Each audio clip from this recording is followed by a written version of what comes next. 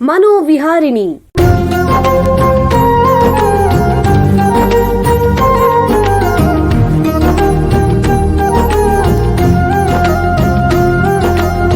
ಬೆಂಗಳೂರಿನ ನಿಮ್ಹಾನ್ಸ್ ವತಿಯಿಂದ ಮಾನಸಿಕ ಆರೋಗ್ಯ ಮತ್ತು ನರವಿಜ್ಞಾನ ಕುರಿತ ಪ್ರಾಯೋಜಿತ ಶಿಕ್ಷಣ ಮಾಲಿಕೆ. ಸಹಯೋಗ ಡಾಕ್ಟರ್ ರಾಮಚಂದ್ರ ಎನ್ ಮೂರ್ತಿ ಮಾನಸಿಕ ಆರೋಗ್ಯ ಮತ್ತು ನರವಿಜ್ಞಾನ ಪ್ರತಿಷ್ಠಾನ ನಿಮ್ಹಾನ್ಸ್. ಕೇಳಿ ಮಾನಸಿಕ ಆರೋಗ್ಯ ಮತ್ತು ನರವಿಜ್ಞಾನ ಕುರಿತ ಮಾಲಿಕೆ ಮನೋವಿಹಾರಿಣಿ. ನಮಸ್ಕಾರ ಶ್ರೋತೃಗಳೇ, ನಿಮಗೆಲ್ಲರಿಗೂ ಮನೋವಿಹಾರಿಣಿ ಶಿಕ್ಷಣ ಮಾಲಿಕೆಯ ಈ ಸಂಚಿಕೆಗೆ ಆತ್ಮೀಯ ಸ್ವಾಗತ. ಹಿಂದಿನ 3 ಸಂಚಿಕೆಗಳಲ್ಲಿ ಹದಿಹರೆಯದವರ ಮಾನಸಿಕ ಆರೋಗ್ಯ ಮತ್ತು ಸಮಸ್ಯೆಗಳ ಬಗ್ಗೆ ಉಪಯುಕ್ತ ಮಾಹಿತಿ ಸಂಗ್ರಹಿಸಿಕೊಂಡ್ವಿ. ಇಂದಿನಿಂದ 3 ಸಂಚಿಕೆಗಳಲ್ಲಿ ಮಕ್ಕಳಲ್ಲಿ ಸಂವಹನ ತೊಂದರೆಗಳು ಅಂದರೆ ಕಮ್ಯುನಿಕೇಶನ್ ಡಿಫಿಕಲ್ಟೀಸ್ ಸಮಸ್ಯೆಯ ಬಗ್ಗೆ ಮಾತಾಡಲಿದ್ದೇವೆ. ಮಾನವರ ನಡುವೆ ಸಂವಹನ ಬಹಳ ಮಹತ್ವದ್ದು. ಇಲ್ಲಿ ಸಂವಹನ ಅಂದ್ರೆ ಕೇವಲ ಮಾತಾಡೋದಲ್ಲ, ಪದಗಳನ್ನು ಕೇಳಿಸ್ಕೊಳ್ಳೋದು, ಅರ್ಥ ಮಾಡ್ಕೊಳ್ಳೋದು, ನಮ್ಮ ಅಗತ್ಯಗಳು ಮತ್ತು ಭಾವನೆಗಳನ್ನು ವ್ಯಕ್ತಪಡಿಸೋದು, ಇತರರೊಡನೆ ಸಂಪರ್ಕ ಸಾಧಿಸೋದು ಇತ್ಯಾದಿ. ಮಾನವರಲ್ಲಿ ಈ ಸಂವಹನದ ಸಾಮರ್ಥ್ಯ ಬಾಲ್ಯದಿಂದ ಶುರುವಾಗಿ ನಾವು ಬೆಳೀತಾ ಇದ್ದಂಗೆನೆ ಸಹಜವಾಗಿ ವಿಕಾಸವಾಗುತ್ತೆ. ಕೆಲವು ಮಕ್ಕಳಲ್ಲಿ, ಅದರಲ್ಲೂ ಮೆದುಳಿನಲ್ಲಿ ಸಮಸ್ಯೆ ಇರುವಂತಹ ಮಕ್ಕಳಲ್ಲಿ ಈ ಕೌಶಲ್ಯಗಳ ಬೆಳವಣಿಗೆ ಕಷ್ಟವಾಗುತ್ತೆ. ಅಂತಹ ಮಕ್ಕಳ ಪೋಷಕರು ಯಾಕೋ ತಮ್ಮ ಮಗು ನಿರೀಕ್ಷಿಸಿದಂತೆ ಅಥವಾ ವಯಸ್ಸಿಗೆ ತಕ್ಕಂತೆ ಸರಿ ಮಾತಾಡ್ತಾ ಇಲ್ಲ, ಸೂಚನೆಗಳನ್ನ ಅರ್ಥ ಮಾಡ್ಕೊಳ್ಳೋಕೆ ತೊಂದರೆ ಅನುಭವಿಸ್ತಾ ಇದೆ, ಅಥವಾ ಇತರ ಮಕ್ಕಳೊಂದಿಗೆ ಸಂವಹನ ನಡೆಸಕ್ಕೆ ಹೆಣಗಾಡ್ತಾ ಇದೆ ಅನ್ನೋದನ್ನ ಗಮನಿಸಬಹುದು. ಇದರಿಂದ ಆ ಕುಟುಂಬಗಳಿಗೆ ಚಿಂತೆ, ಗೊಂದಲ ಮತ್ತು ಒತ್ತಡ ಉಂಟಾಗಬಹುದು. ಇಂತಹ ಮಕ್ಕಳಲ್ಲಿ ಕಂಡು ಬರುವಂತಹ ಚಿಹ್ನೆಗಳನ್ನ ಮೊದಲೇ ಅರ್ಥ ಮಾಡಿಕೊಂಡ್ರೆ ಅಗತ್ಯವಿರುವ ಬೆಂಬಲ ನೀಡಬಹುದು. ಒಳ್ಳೆಯ ಸುದ್ದಿ ಏನು ಅಂತಂದ್ರೆ, ಸಕಾಲಿಕ ಮಾರ್ಗದರ್ಶನ, ಸರಿಯಾದ ಚಿಕಿತ್ಸೆ ಮತ್ತು ಕುಟುಂಬ ಬೆಂಬಲದೊಂದಿಗೆ ಅನೇಕ ಮಕ್ಕಳು ತಮ್ಮ ಸಂವಹನ ಕೌಶಲ್ಯ ಮತ್ತು ಜೀವನದ ಗುಣಮಟ್ಟವನ್ನು ಸುಧಾರಿಸಬಹುದು. ಇದರ ಬಗ್ಗೆ, ಅದರಲ್ಲೂ ಮೆದುಳಿನ ವಿಕಾಸದ ಅಸ್ವಸ್ಥತೆ ಹೊಂದಿರುವಂತಹ ಮಕ್ಕಳಲ್ಲಿ ಸಂವಹನ ತೊಂದರೆಯ ಬಗ್ಗೆ ತಜ್ಞರ ಹತ್ತಿರ ಮಾಹಿತಿ ಪಡೆಯೋಣ. ವಾಕ್ ಮತ್ತು ಶ್ರವಣ ಕ್ಷೇತ್ರದಲ್ಲಿ ಸುಮಾರು 15 ವರ್ಷಗಳಿಂದ ವೈದ್ಯಕೀಯ ಸೇವೆ ಮತ್ತು ಸಂಶೋಧನೆ ಮಾಡ್ತಾ ನಿಮ್ಹಾನ್ಸ್ನ ಸ್ಪೀಚ್ ಪೆಥಾಲಜಿ ಅಂಡ್ ಆಡಿಯಾಲಜಿ ವಿಭಾಗದ ಸಹ ಪ್ರಾಧ್ಯಾಪಕರಾಗಿರೋ ಡಾಕ್ಟರ್ ಎಸ್ ಮೀರಾ ಅವರು ನಮ್ಮ ಜೊತೆಗಿದ್ದಾರೆ. ಅವ್ರನ್ನ ಸ್ವಾಗತಿಸೋಣ. ನಮಸ್ಕಾರ ಡಾಕ್ಟರ್ ಮೀರಾ ಅವರೇ. ನಮಸ್ಕಾರ. ನಿಮಗೆ ಈ ಕಾರ್ಯಕ್ರಮಕ್ಕೆ ಸ್ವಾಗತ. ಅವರ ಜೊತೆ ಅದೇ ವಿಭಾಗದಲ್ಲಿ ಸುಮಾರು 10 ವರ್ಷಗಳಿಂದ ವಾಕ್ ಮತ್ತು ಶ್ರವಣ ತಜ್ಞೆ ಆಗಿರುವ ಡಾಕ್ಟರ್ ಅಖಿಲ ಗಿರಿಮಾಜಿ ಅವರು ಕೂಡ ಇದ್ದಾರೆ. ಅವರನ್ನು ಸ್ವಾಗತಿಸೋಣ. ನಮಸ್ಕಾರ ಡಾಕ್ಟರ್ ಅಖಿಲ ಅವರೇ. ನಮಸ್ಕಾರ. ನಿಮಗೆ ಈ ಕಾರ್ಯಕ್ರಮಕ್ಕೆ ಸ್ವಾಗತ. ಡಾಕ್ಟರ್ ಅಖಿಲ ಅವರೇ, ನಿಮಗೆ ಮೊದಲನೇ ಪ್ರಶ್ನೆ ಏನು ಅಂತಂದ್ರೆ, ಈ ಸಂವಹನ ಅಂತಂದ್ರೆ ಏನು? ಮಕ್ಕಳಲ್ಲಿ ಬರುವಂತಹ ಈ ಸಂವಹನ ತೊಂದರೆಗಳು, ಕಮ್ಯುನಿಕೇಶನ್ ಡಿಫಿಕಲ್ಟೀಸ್ ಅಂತಂದ್ರೆ ಏನು, ದಯವಿಟ್ಟು ತಿಳಿಸಿ. ಸೊ ಸಂವಹನ ಅಂದ್ರೆ ನಾವು ಮಾತಾಡೋದಾಗ್ಲಿ, ಸನ್ನೆ ಮಾಡೋದಾಗ್ಲಿ, ಅಥವಾ ನಮ್ಮ ಭಾವನೆಗಳನ್ನ ಮುಖದಿಂದ ವ್ಯಕ್ತಪಡಿಸೋದಾಗ್ಲಿ, ಅಥವಾ ಬರೆಯೋದಾಗ್ಲಿ, ಆ ಮೂಲಕ ನಾವು ಮಾತು ಅರ್ಥ ಸ್ವೀಕರಿಸೋದು, ಅಥವಾ ಒಂದು ಇನ್ಫಾರ್ಮೇಶನ್ ಅಂತ ನಾವೇನ್ ಹೇಳ್ತೀವಲ್ಲ, ಕಳುಹಿಸೋದು, ಅಥವಾ ಅದನ್ನ ಗಮನ ಇಟ್ಟು ಅದನ್ನ ಗ್ರಹಿಸಿ ಅದನ್ನ ಬೇರೆಯವರಿಗೆ ರಿಲೇಟ್ ಮಾಡೋದು, ಅದು ಸಂವಹನ.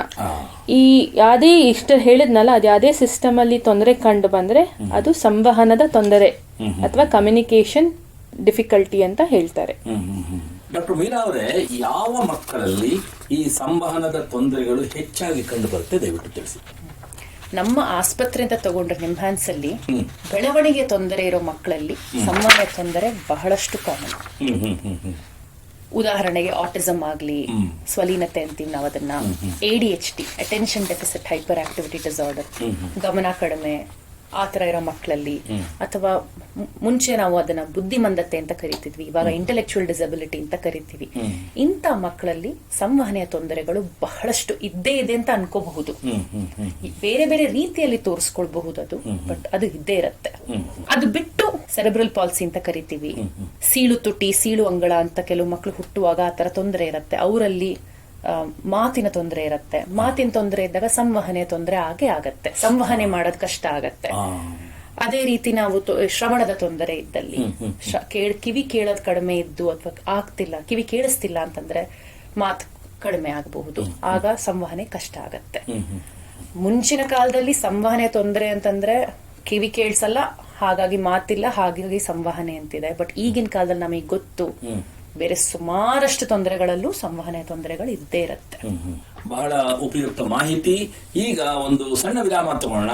ನಂತರ ನರವಿಕಾಸ ಅಸ್ವಸ್ಥತೆ ಇರುವಂತಹ ಮಕ್ಕಳಲ್ಲಿ ಸಂವಹನದ ಸಮಸ್ಯೆಗಳ ಬಗ್ಗೆ ಚರ್ಚೆಯನ್ನು ಮುಂದುವರಿಸೋಣ. ಬೆಂಗಳೂರಿನ ನಿಮ್ಹಾನ್ಸ್ ಮಾನಸಿಕ ಆರೋಗ್ಯ ಮತ್ತು ನರವಿಜ್ಞಾನ ಕ್ಷೇತ್ರದಲ್ಲಿ ಹೆಸರುವಾಸಿ. ಶ್ರೇಷ್ಠ ಮಟ್ಟದ ಔಷಧೋಪಚಾರ, ಸಂಶೋಧನೆ ಮತ್ತು ತರಬೇತಿ ಇವೇ ನಿಮ್ಹಾನ್ಸ್ನ ಪ್ರಮುಖ ಧ್ಯೇಯಗಳು. ದೇಶದ ವಿವಿಧ ಭಾಗಗಳಿಂದ ಬರುವ ಲಕ್ಷಾಂತರ ಜನರಿಗೆ ಚಿಕಿತ್ಸೆ ನೀಡುವ ನಿಮ್ಹಾನ್ಸ್ಗೆ ರಾಷ್ಟ್ರೀಯ ಪ್ರಾಮುಖ್ಯತಾ ಸಂಸ್ಥೆ ಎಂಬ ಗೌರವ. ಚಿಕಿತ್ಸೆ ಮತ್ತು ವೈದ್ಯಕೀಯ ಸೇವೆಗಳ ಜೊತೆಯಲ್ಲಿ ನರರೋಗ ಮತ್ತು ಮನೋವೈದ್ಯಕೀಯ ಪುನರ್ವಸತಿ ಸೇವೆಗಳು, ಸಮುದಾಯ ಮಟ್ಟದ ಆರೋಗ್ಯ ಕಾರ್ಯಕ್ರಮಗಳನ್ನು ನಡೆಸುವುದು ಹಾಗೂ ಜನಜಾಗೃತಿ ಮೂಡಿಸುವ ಕೆಲಸಗಳಲ್ಲಿ ಸಕ್ರಿಯವಾಗಿದೆ ನಿಮ್ಹಾನ್ಸ್. ಈ ನಿಟ್ಟಿನಲ್ಲಿ ಆಕಾಶವಾಣಿಯ ಶ್ರೋತೃಗಳಿಗೆ ನರಮಂಡಲ ಮತ್ತು ಮಾನಸಿಕ ಆರೋಗ್ಯದ ಬಗ್ಗೆ ಉಪಯುಕ್ತ ಮಾಹಿತಿ ನೀಡುವುದೇ ಡಾಕ್ಟರ್ ರಾಮಚಂದ್ರ ಎನ್ ಮೂರ್ತಿ ಮಾನಸಿಕ ಆರೋಗ್ಯ ಮತ್ತು ನರವಿಜ್ಞಾನ ಪ್ರತಿಷ್ಠಾನ ನಿಮ್ಹಾನ್ಸ್ನ ಸಹಯೋಗದೊಂದಿಗೆ ಮೂಡಿಬರುತ್ತಿರುವ ಈ ಮನೋವಿಹಾರಿಣಿ ಶಿಕ್ಷಣ ಮಾಲಿಕೆಯ ಮೂಲ ಉದ್ದೇಶ. ವಿರಾಮದ ನಂತರ ಮನೋವಿಹಾರಣಿಯ ಈ ಸಂಚಿಕೆಗೆ ನಿಮಗೆಲ್ಲರಿಗೂ ಮತ್ತೊಮ್ಮೆ ಸ್ವಾಗತ. ವಿರಾಮಕ್ಕೆ ಮುಂಚೆ ನರವಿಕಾಸ ಅಸ್ವಸ್ಥತೆ ಇರುವಂತಹ ಮಕ್ಕಳಲ್ಲಿ ಸಂವಹನದ ಸಮಸ್ಯೆಗಳ ಬಗ್ಗೆ ನಿಮ್ಹಾನ್ಸ್ನ ತಜ್ಞರಾದ ಡಾಕ್ಟರ್ ಮೀರಾ ಹಾಗೂ ಡಾಕ್ಟರ್ ಅಖಿಲ ಅವರ ಹತ್ರ ಮಾತಾಡ್ತಾ ಇದ್ವಿ. ಈಗ ಈ ಚರ್ಚೆನ ಮುಂದುವರಿಸೋಣ. ಡಾಕ್ಟರ್ ಮೀರಾ ಅವರೇ, ನಿಮಗೆ ಮುಂದಿನ ಪ್ರಶ್ನೆ ಏನು ಅಂತಂದ್ರೆ, ಈ ಮಕ್ಕಳಲ್ಲಿ ಸಾಧಾರಣವಾಗಿ ಮಾತು ಬರೋದು ತಡ ಆಗೋದು ಸಾಮಾನ್ಯವೇ? ಇದು ತಡ ಆದರೆ ಅದು ಚಿಂತೆಗೆ ಕಾರಣವಾಗತ್ತೆ, ದಯವಿಟ್ಟು ತಿಳಿಸಿ. ಮಾತು ತಡವಾಗಿ ಬರೋದು ಸಾಮಾನ್ಯ ಅಲ್ಲ. ಮಾತು ಬಂದಿಲ್ಲ ಅಂತಂದ್ರು ಅರ್ಥ ಮಾಡ್ಕೊಳ್ಳೋ ಶಕ್ತಿ ಚೆನ್ನಾಗಿದೆಯಾ, ಮನೆಯಲ್ಲಿ ಪ್ರಚೋದನೆ ಸಾಕಷ್ಟು ಇದೆ. ಪ್ರಚೋದನೆ ಅಂದ್ರೆ ಸ್ಟಿಮ್ಯುಲೇಷನ್. ಎಷ್ಟು ನಾವು ಮಗುನ್ ಮಾತಾಡಿಸ್ತೀವಿ, ಎಷ್ಟು ಮಗುಗೆ ಅರ್ಥ ಮಾಡಿಸ್ತೀವಿ, ಎಷ್ಟು ಆಟ ಆಡ್ತೀವಿ ಮಗು ಜೊತೆಗೆ, ಅದೆಲ್ಲ ಸರಿ ಇದ್ದು ಅರ್ಥ ಮಾಡ್ಕೊಳ್ಳೋ ಶಕ್ತಿ ಚೆನ್ನಾಗಿತ್ತು, ಬೇರೆ ರೀತಿಯಲ್ಲಿ ಮಗು ತನಗೆ ಏನ್ ಬೇಕು ಅಂತ ಹೇಳ್ಕೊತಿದ್ರೆ, ಸನ್ನೆಗಳ ಮೂಲಕ ಆಗ್ಲಿ ಅಥವಾ ಬೇರೆ ಒಂದ್ ಮೂಲಕದಾಗ್ಲಿ, ಆತರ ಆದ್ರೆ ಪರವಾಗಿಲ್ಲ. ಸ್ವಲ್ಪ ಡಿಲೇ ಅಂತ ಇದ್ರೆ, ಮಗು 1 ವರ್ಷ ಮತ್ತೆ 1.5 ವರ್ಷದೊಳಗೆ ಇನ್ನೂ ಮಾತಾಡೋದ್ ಶುರು ಮಾಡಿಲ್ಲ, ಅಮ್ಮ ಅಪ್ಪ ಆ ಪದಗಳನ್ನ ಉಪಯೋಗಿಸ್ತಾ ಇಲ್ಲ ಅಂತಂದ್ರೆ ಹೆದರೋದಲ್ಲ, ಬಟ್ ಬಂದು ತೋರ್ಸ್ಕೊಳ್ಳೋದು ಒಳ್ಳೇದು. ಈಗ ಮೊನ್ನೆ ನಾವು ನೋಡಿದ್ ಹೋದ ವಾರ 1 ವರ್ಷದ 10 ತಿಂಗಳು ಮಗು ಮಾತಾಡ್ತಿಲ್ಲ ಅಂತ ಕರ್ಕೊಂಡ್ ಬಂದ್ರು. ನಾವೇನ್ ಮಾಡಿದ್ವಿ, ಆ ಮಗು ಅರ್ಥ ಮಾಡ್ಕೊಳ್ಳೋ ಶಕ್ತಿ ಚೆನ್ನಾಗಿದ್ಯಾ ಅಂತ ನೋಡಿದ್ವಿ, ಅನುಕರಣ ಮಾಡಕ್ಕಾಗತ್ತಾ ಅಂತ ನೋಡ್ತಿದ್ವಿ. ಮಗು ಇವಾಗ ಏನಾರ ಕೇಳಿದ್ರೆ ತೋರ್ಸಿದ್ರೆ ಅಲ್ಲಿ ನೋಡಿ ವಾಪಸ್ ನಮ್ಮನ್ನ ನೋಡತ್ತಾ ಅಂತ ನೋಡಿದ್ವಿ. ಇದು ಯಾವ್ದು ಇರ್ಲಿಲ್ಲ. ಮಾತು ಬರ್ತಿಲ್ಲ, ಅಮ್ಮ ಅಪ್ಪನ ಕನ್ಸರ್ನ್, ಬಟ್ ನಮ್ಮ ಕನ್ಸರ್ನು ಇದು ಯಾವ್ದು ತೋರಿಸ್ತಿಲ್ಲ. ಸೊ ಈ ತರ ಇದ್ದಲ್ಲಿ ಖಂಡಿತವಾಗ್ಲೂ ತೊಂದರೆ ಇದೆ ಅಂತ ಗೊತ್ತಾಗ್ಬಿಡತ್ತೆ. ಈಗ ಮಗುವಿನಲ್ಲಿ ಸಂವಹನ ತೊಂದರೆ ಆಗಿದೆ ಅಂತಂದ್ರೆ ಅದರ ಆರಂಭಿಕ ಚಿಹ್ನೆಗಳು ಯಾವುದು, ದಯವಿಟ್ಟು ತಿಳಿಸಿ. ಒಂದು 6ರಿಂದ 10 ತಿಂಗಳಲ್ಲಿ ಮಕ್ಕಳು ದದ್ದ ಬಬ್ಬ ಸೌಂಡ್ ಆಗ್ಲಿ ಅಥವಾ ಸೌಂಡ್ ಕಾಂಬಿನೇಷನ್ ಮಾಡ್ತಾರೆ. ಕನ್ನಡದಲ್ಲಿ ಇದನ್ನ ಸಾಮಾನ್ಯವಾಗಿ ಕಿಲಿಬಿಲ್ಲಿ ಅಂತ ಕರೀತಾರೆ. ಅದು ಮಾಡ್ತಿಲ್ಲ. ಅಥವಾ ಅವ್ರ ಮೇಡಮ್ ಅವ್ರು ಹೇಳ್ದಂಗೆ 12ರಿಂದ 15 ತಿಂಗಳಲ್ಲಿ ಮಕ್ಕಳು ಮಾತಾಡ್ಬೇಕು. ಈಗ ಏನೋ ನಾವು ಕರೆದಾಗ ನಮ್ಮನ್ನ ನೋಡೋದು, ಅಥವಾ ಈಗ ನಾನು ಏನೋ ಒಂದು ಕಾರ್ ಆಗ್ಲಿ ಅಥವಾ ಪಕ್ಷಿಗಳನ್ನ ತೋರಿಸ್ತಿದ್ದಾಗ ಅದನ್ನ ನೋಡಿ ನಮ್ಮನ್ನ ನೋಡಿ ಆ ಎಂಜಾಯ್ಮೆಂಟ್ ನ ಶೇರ್ ಮಾಡ್ಕೊಳ್ತಿಲ್ಲ ಅಂದಾಗ, ಅಥವಾ ಸನ್ನೆಗಳ ಉಪಯೋಗ ಕಡಿಮೆ ಆಗ್ತಿದೆ ಮಕ್ಕಳಲ್ಲಿ, ಇದೆಲ್ಲ ಸಂವಹನ ತೊಂದರೆಗಳ ಒಂದು ಲಕ್ಷಣಗಳು. ಒಂದು ಮಗುವಿಗೆ ಸಂವಹನ ತೊಂದರೆ ಇದೆ ಅಂತ ಅನ್ಕೊಳ್ಳೋಣ. ಇದರಿಂದ ಆ ಮಗುವಿನ ಕಲಿಕೆ ಮತ್ತು ಸಾಮಾಜಿಕ ಸಂಬಂಧಗಳ ಮೇಲೆ ಯಾವ ರೀತಿ ಪರಿಣಾಮ ಬೀರುತ್ತೆ, ದಯವಿಟ್ಟು ತಿಳಿಸಿ. ಡೆಫಿನೆಟ್ಲಿ ಪರಿಣಾಮ ಬೀಳತ್ತೆ. ಯಾಕಂದ್ರೆ ಒಂದು ಸಂವಹನ ಆಗ್ಲಿ ಮಾತಾಗ್ಲಿ ಒಂದು ಫೌಂಡೇಶನ್ ಅಲ್ವಾ. ಈಗ ಲೆಟ್ಸೆ ಒಂದು ಸ್ಕೂಲಿಗೆ ಹೋಗುತ್ತೆ ಮಗು, ಸ್ಕೂಲಲ್ಲಿ ಅದೇನೋ ಟೀಚರ್ ಏನೋ ಹೇಳ್ತಾ ಇರತ್ತೆ, ಅದು ಅರ್ಥ ಆಗಲ್ಲ, ಅದು ಒಂದು ಸಂವಹನ ತೊಂದರೆ. ಸ್ಕೂಲಲ್ಲಿರೋ ಫ್ರೆಂಡ್ಸ್ ಜೊತೆ ಫ್ರೆಂಡ್ಶಿಪ್ ಡೆವಲಪ್ ಮಾಡ್ಕೊಳ್ಳೋದಾಗ್ಲಿ, ಅವೆಲ್ಲ ಮಾಡ್ಕೊಳ್ಳೋಕೆ ತುಂಬಾ ಕಷ್ಟ ಆಗತ್ತೆ ಮಕ್ಕಳಲ್ಲಿ ಕಮ್ಯುನಿಕೇಶನ್ ಇಲ್ಲ ಅಂದಾಗ. ಇದು ಬರೀ ಕಲಿಕೆಗೆ ಒಂದೇ ಅಲ್ಲ, ಸಾಮಾಜಿಕ ಸೋಷಿಯಲ್ ಐಸೋಲೇಷನ್ ಅಂತ ಏನು ಹೇಳ್ತೀವಿ ಅಥವಾ ಸೋಷಿಯಲ್ ಸ್ಕಿಲ್ ಡೆಫಿಸಿಟ್ ಅಂತ ಏನು ಹೇಳ್ತೀವಿ ಮಕ್ಕಳಲ್ಲಿ ಕಂಡು ಬರುತ್ತೆ. ಸೊ ಅದಾದಾಗ ಅಕಾಡೆಮಿಕ್ ಪರ್ಫಾರ್ಮೆನ್ಸ್ ಮೇಲೆ ಅಫೆಕ್ಟ್ ಆಗತ್ತೆ. ಸಂಭಾಷಣೆ ಶುರು ಮಾಡೋದು ಹೇಗೆ ಅದನ್ನ ಹೇಳೋದು ಕಷ್ಟ ಆಗತ್ತೆ. ಅಥವಾ ಸೋಷಿಯಲ್ ಕ್ಯೂಸ್, ಈಗ ಅವರಿಬ್ರು ಮಾತಾಡ್ತಾ ಇದ್ದಾರೆ, ನಾ ಮಾತಾಡಬಾರ್ದು, ಅವರಿಬ್ರು ಮಾತಾಡಿದ್ಮೇಲೆ ಮಾತಾಡ್ಬೇಕು. ಅಥವಾ ಟೀಚರ್ ಅವನಿಗೆ ಕ್ವೆಶನ್ ಕೇಳ್ತಾ ಇದ್ದಾರೆ, ನನಗಲ್ಲ, ನನಗೆ ಕೇಳಿದಾಗ ನಾನು ಹೇಳಬೇಕು, ಅದ್ರ ಮೇಲೆ ಡೆಫಿನೆಟ್ಲಿ ಪರಿಣಾಮ ಬೀರುತ್ತೆ. ಅಥವಾ ಒಂದು ಲೋ ಸೆಲ್ಫ್ ಎಸ್ಟೀಮ್ ಅಂದರೆ ಹತಾಶೆ, ಸ್ವಾಭಿಮಾನ ಕಡಿಮೆ ಆಗೋದು, ಅವೆಲ್ಲದಲ್ಲಿ ಮೂಲಕ ಕಂಡು ಬರುತ್ತೆ. ಈಗ ಕಾರ್ಯಕ್ರಮ ಕೇಳ್ತಿರೋ ಯಾರ ಪೋಷಕರಲ್ಲಿ ಅವರು ಸಹಾಯಕ್ಕೋಸ್ಕರ ಯಾರನ್ನ ಸಂಪರ್ಕಿಸಬೇಕು? ಸ್ಪೀಚ್ ಲ್ಯಾಂಗ್ವೇಜ್ ಪೆಥಾಲಜಿಸ್ಟ್ ಅಂತ ಕರಿತೀವಿ ನಾವು ನಮ್ಮನ್ನ, ವಾಕ್ ಮತ್ತು ಶ್ರವಣ ತಜ್ಞರು ಅಂತ. ಒಬ್ಬರಿಂದ ಅಂತ ಆಗಲ್ಲ, ನಾವೇ ಮೇನ್ ಆಗಿ ವರ್ಕ್ ಮಾಡೋದು ಹೌದು, ಆದ್ರೆ ಟೀಮ್ ಅಂತ ಒಂದು ಬರಬೇಕು. ಮಕ್ಕಳ ಮತ್ತು ಹದಿಹರೆಯದ ಮನೋವೈದ್ಯಕೀಯರು, ಮಕ್ಕಳನ್ನ ನೋಡೋ ಡೆವಲಪ್ಮೆಂಟಲ್ ಪೀಡಿಯಾಟ್ರಿಷಿಯನ್ ಅಂತ ಇಂಗ್ಲಿಷಲ್ಲಿ ಕರೀತಾರೆ, ಕನ್ನಡದಲ್ಲಿ ಮಕ್ಕಳನ್ನ ನೋಡೋ ಡಾಕ್ಟರ್ ಅಂತ ಸರ್ವೇ ಸಾಮಾನ್ಯರಿಗೆ ಗೊತ್ತಿರತ್ತೆ ಅಂತವ್ರು, ಮನಃಶಾಸ್ತ್ರಜ್ಞರು, ಆಕ್ಯುಪೇಷನಲ್ ಥೆರಪಿ ಅಂತ ಹೇಳ್ತಾರೆ. ನಮ್ಮ ಜೊತೆ ಅವರು ಸಹ ಮಕ್ಕಳ ಜೊತೆ ಕೆಲಸ ಮಾಡ್ತಾರೆ. ಈಗ ನೀವು ಹೇಳಿದ್ರಿ ವಾಕ್ ಮತ್ತು ಭಾಷಾ ಚಿಕಿತ್ಸೆ ಇದು ಮಕ್ಕಳಿಗೆ ಕೊಡ್ಬೋದು ಅಂತ.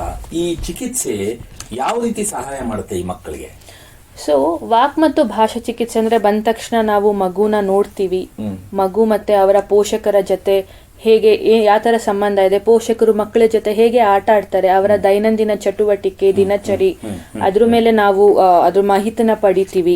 ಮಕ್ಕಳನ್ನ ನಾವು ಇಂಗ್ಲಿಷಲ್ಲಿ ಎನೇಬಲ್ ಅಂತ ಹೇಳ್ತೀವಿ. ಅಂದ್ರೆ ಮಕ್ಕಳನ್ನ ಸ್ವಾವಲಂಬಿ ಮಾಡೋದು ನಮ್ಮ ಉದ್ದೇಶ. ಮುಂಚೆ ಸ್ಪೀಚ್ ಥೆರಪಿ ಅಂದ್ರೆ ಎಲ್ಲರೂ ಅನ್ಕೋತಾ ಇದ್ರು ಬರೀ ಮಸಾಜ್ ಮಾಡೋದು, ಅಥವಾ ನಾ ಹೇಳಿದನ್ನ ವಾಪಸ್ ಹೇಳು, ಅಥವಾ ಪಿಕ್ಚರ್ ಕಾರ್ಡ್ಸ್ ತೋರಿಸಿ ಪಾ ಹೇಳು ಬಾ ಹೇಳು ಅಷ್ಟೇ ಅಲ್ಲ. ಇದಕ್ಕಿಂತ ಮುಖ್ಯ ಸಂವಹನ, ಸನ್ನೆ ಮೂಲಕ ಅಥವಾ ಮುಖದ ಭಾವನೆ ಮೂಲಕ. ಈಗ ತುಂಬ ಆ್ಯಪ್ಗಳಿದೆ, ಸೊ ಅದ್ರ ಮೂಲಕ ಕಮ್ಯುನಿಕೇಟ್ ಮಾಡೋದು, ಅದನ್ನು ನಾವು ತೋರಿಸ್ಕೊಡ್ತೀವಿ. ಮಕ್ಕಳ ನಿರ್ದೇಶನ ಅಂದರೆ ಮಕ್ಕಳು ಏನು ಮಾಡ್ತಾರೋ ಅದನ್ನೇ ಫಾಲೋ ಮಾಡಿ, ಮಕ್ಕಳಿಗೆ ಏನಿಷ್ಟನೋ ಅದನ್ನೇ ಮಾಡಿ. ಆಟ ಆಧಾರಿತ ಅಂದರೆ ಪ್ಲೇ ಡೈರೆಕ್ಟೆಡ್ ಅಂತ ಹೇಳ್ತೀವಿ. ಆ ಪ್ರಿನ್ಸಿಪಲ್ಸನ್ನೇ ನಾವು ಪೋಷಕರಿಗೆ ಹೇಳ್ತೀವಿ. ಈ ಥರ ಮಾಡಿದಾಗ ನಿಮಗೂ ಖುಷಿ ಆಗತ್ತೆ, ಮಕ್ಕಳಿಗೂ ಖುಷಿ ಆಗತ್ತೆ, ಕಲಿಯೋಕ್ಕೂ ಈಸಿ ಆಗತ್ತೆ ಅಂತ. So this is how we help. ಇದರ ಜೊತೆ ಸಂವಹನ ತೊಂದರೆ ಇರೋ ಮಕ್ಕಳಿಗೆ ಸಹಾಯ ಮಾಡಕ್ಕೆ ಪೋಷಕರು ಮತ್ತು ಅವರ ಶಿಕ್ಷಕರು ಏನ್ ಮಾಡಬಹುದು ದಯವಿಟ್ಟು ತಿಳಿಸಿ. ಪೋಷಕರು ವೆರಿ ವೆರಿ ಇಂಪಾರ್ಟೆಂಟ್. ಯಾಕಂದ್ರೆ ನಮ್ಮ ಜೊತೆ ಬಂದರು ಒಂದು 45 ಮಿನಿಟ್ಸ್ 1 ಅವರ್ಗಿಂತ ಜಾಸ್ತಿ ಮಕ್ಕಳು ನಮ್ಮ ಜೊತೆ ಟೈಮ್ ಸ್ಪೆಂಡ್ ಮಾಡಲ್ಲ. ಜಾಸ್ತಿ ಸಮಯ ಪೋಷಕರ ಜೊತೆ ಇರ್ತಾರೆ. ಸೊ ಪೋಷಕರನ್ನ ಕೋಚ್ ಮಾಡೋದು ಅತ್ಯಗತ್ಯ. ಸೊ ರೀಸೆಂಟ್ಲಿ ರಿಸರ್ಚ್ ಕೂಡ ಪೋಷಕರನ್ನ ಟ್ರೈನ್ ಮಾಡಿ ಮಾಡೋದು ಪರಿಣಾಮಕಾರಿ ಅಂತ ತೋರಿಸಿದೆ. ಹಾಗೆಯೇ ಶಾಲೆಯಲ್ಲೂ ಸಂವೇದನಶೀಲ, teachers has to be sensitise, ಸಂವೇದನಶೀಲನೆ ಮಾಡಲೇಬೇಕು ಟೀಚರ್ಸಿಗೆ. ಈಗ ನಿಮ್ಮ ಪ್ರಕಾರ ಈ ಸಂವಹನ ಸಮಸ್ಯೆ ಇರುವ ಮಕ್ಕಳಿಗೆ ಸೂಕ್ತ ರೀತಿಯಲ್ಲಿ ಮಾರ್ಗದರ್ಶನ, ಚಿಕಿತ್ಸೆ, ಬೆಂಬಲ ಎಲ್ಲ ಸಿಕ್ಕಿದ್ರೆ ಅವರು ಸ್ವತಂತ್ರ ಮತ್ತು ಯಶಸ್ವಿ ಜೀವನವನ್ನು ನಡೆಸಬಹುದೇ? ದಯವಿಟ್ಟು ತಿಳಿಸಿ ಡಾಕ್ಟರ್.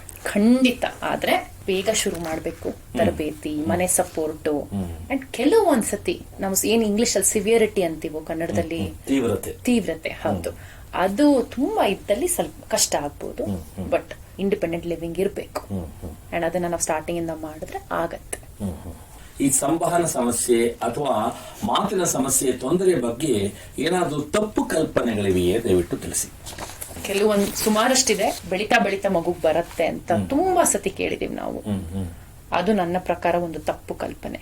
ಒಂದು ತೊಂದರೆ ಅಂತ, ಒಂದು ಡೌಟ್ ಅಂತ ಇದ್ದರೆ ಖಂಡಿತವಾಗ್ಲೂ ಹೆಲ್ಪ್ ತಗೋಬೇಕು.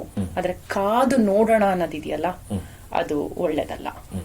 ಇನ್ನೊಂದು ತುಂಬಾ ನಾವು ಕೇಳಿದೀವಿ, ಹುಡುಗ ತಾನೆ ಆಮೇಲೆ ಮಾತಾಡ್ತಾನೆ, ಹುಡುಗರು ತಾನೆ ಅವ್ರ ಮಾತು ಲೇಟು.